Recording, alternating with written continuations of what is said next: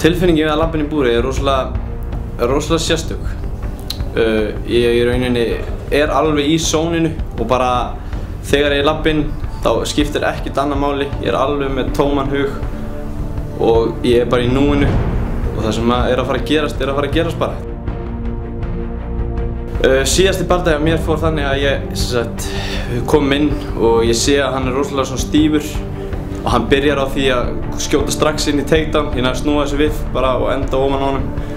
Það var saman með hann, ég vissi rosalega lítið hann, vissi ekki neitt í rauninni, ég fekk nýjan andstæðing bara í vigtun og síðan í rauninni bara fann ég það út að hann var rosalega góður í jörðinni og byrjaði með eitthvað rubber guard og eitthvað svona rosalega og ég var bara rólegur, ground and poundaði smá, svo var látið standa upp og bara í rauninni 15 sekúndum eftir að voru látið standa upp og þá rótaði ég hann með vinstri krók.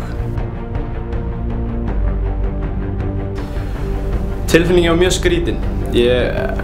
Þetta er rauninni fyrsta skipti sem ég hef slegið mann svona virkilega alveg út og ég áttaði mér rauninni ekki á því en þetta var einhvern veginn svona instinkt. Ég hljóp bara strax og kláraði hann. Mér er rauninni alveg sama hverju mér mæti, ég bara ætla að vera betur en hann alls staðar. Ég hef verið að vinna í eiginlega bara öllu. Ég hef verið svona að vinna í bara að styrkja mig bæði í wrestlinginu, glímunni, í stand-upinu og alls staðar í rauninni bara undirbúa mig fyrir bara hvaða andstæðing sem er.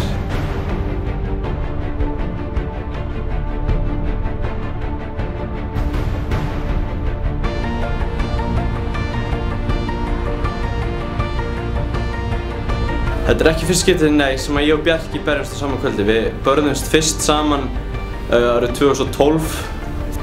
Eftir það, þá fórum við síðan árið seinna, komum báðir með sigur heim og það er alltaf gott að fara tveir saman út í að við náum rosalega vel saman og þegar við erum tveir saman þá erum við rosalega sterk heild í rauninni. Ég ætla að halda áfram að klára þetta í fyrstu lotu. Ég er tilbúinn að fara alveg 3 lotur til þess þarf en ég hef alveg fulla trú á því að ég geti klárað þetta bara í fyrstu lotu. Ég hugsa að ég rota hann með hné bara í andlitið í fyrstu lotu. Hann er steinleikja.